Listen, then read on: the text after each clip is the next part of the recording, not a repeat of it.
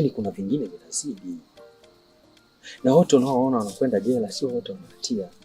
Kuna wengine wanafungwa kwa sababu ya kupambania ndoto za watu wengine. Ni kweli unachozungumza, lakini hata mimi naamini hili ni dili linalofanywa na watu zaidi ya mmoja. Kwa hiyo hauhitaji kukurupuka, unaweza ukapotea, na tusipoangalia tunaweza tukapoteza hata ndoto za Kigoli. Nakuelewa mwana. Nakuelewa sana. Kwa hiyo hapa nifanyaje? Nisikilize. Kigoli hataolewa na lazima shule atakwenda tu. Ondoa shaka juu ya hilo. Sawa. Nimekuelewa sana mwana. Ndio. Sasa unanishauri nianzie wapi? Sasa basi, shika nilipoishia na mimi nitajua ni wapi ninapoanzia. Cha kufanya nenda kwa baba yake na ukajua hizi taarifa zina uhakika kweli, na ujue baba yake anazungumzia nini kuhusiana na hili. Hapo nimekuelewa. Asante. Shukrani kwa taarifa.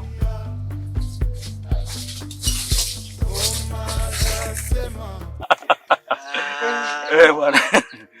Ndio hivyo bwana. Sawa. Kwa kile mlichokitanguliza, mimi na mke wangu tumekipokea kwa mikono minne. Na vile vile tumefurahi sana.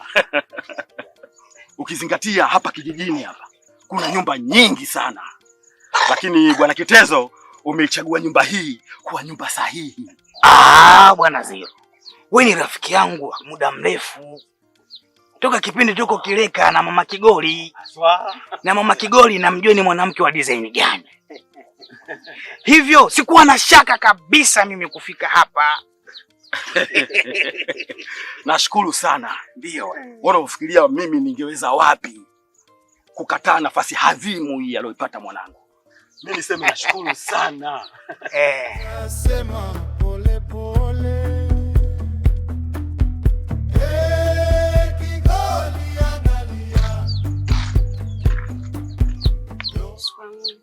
Marhaba. Ujambo binti? Jambo mama.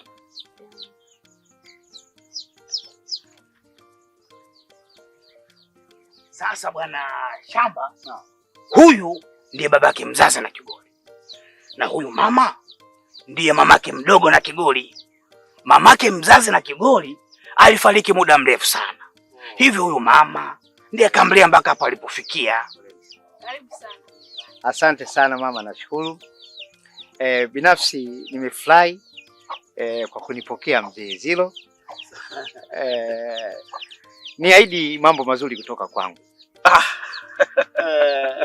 Sawa sawa. Mimi nasema nimefurahi sana. Ndio.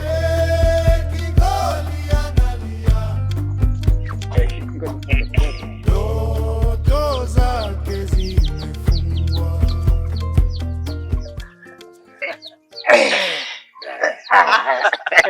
Gawi la pesa. Ndio bwana. Hayawi hata yamekuwa. Mnyeng'unyeng'ule. Karibu sana jamani. Asante sana mama. Bwana Shamba. Naam. Vijana wa mjini wanasema tajiri akifa haozi. Na akioza kunuka hanuki baba. Ananuka mihela tu. Hanya. Bwana wewe. Jamani. Baba.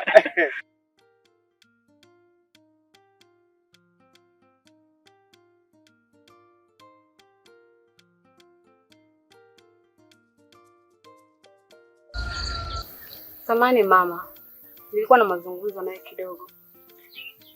Zungumza kwa haraka, simama na wageni hapo nje. Ndio nimewaona. Wanahusiana na nini hapa nyumbani? Babako atakueleza kila kitu. Hilo unaloona hapa mhusika mkuu ni wewe.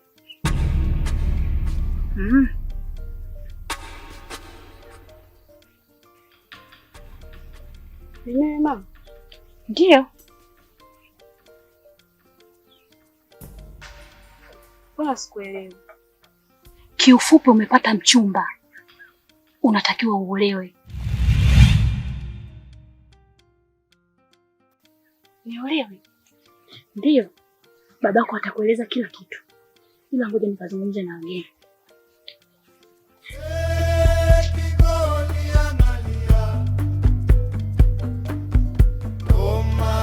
Sema pole pole, Kigoli analia, ndoto zake zimefungwa. Mama angekuwepo hapa. Karibu. Asante sana. Karibu sana. Asante sana. Habari za hapa? Salama tu. Habari za nyumbani? Uko sio kwema mzee wangu. Karibu kae. Mimi wala sikai mzee wangu, ila nimekuja hapa na masuala mawili matatu nataka tuzungumze. Karibu. Kwanza kabisa naitwa Mwalimu Kazi. Na nadhani machoni mwako sura yangu sio ngeni. Ni kweli sio ngeni. Nakumbuka kama nilishawahi kuja pale shuleni kwenu kuhusu habari ya kushughulisha swala la mipaka. Ni kweli kabisa mzee wangu. Karibu. Sasa mzee wangu, kikubwa ambacho kimenileta hapa, nadhani unamfahamu Kigoli. Kigoli? Ni mtoto wa mzee Ziro. Ni kweli. Na unajua kama anasoma? Hapana, hasomi. Ameshamaliza shule zamani sana. Lakini hayo ni mawazo yako na mafikirio yako katika moyo wako. Ila mimi kama mwalimu wake Kigoli, ninachojua Kigoli ni bado mwanafunzi na anahitaji kutimiza ndoto zake.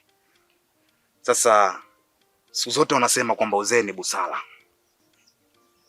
Lakini ni wazi nimeona kwako wewe uzee hauna busara. Unamaanisha nini? Wewe ni kama baba yangu. Na nikikuangalia wewe na Kigoli ni kama mjukuu wako.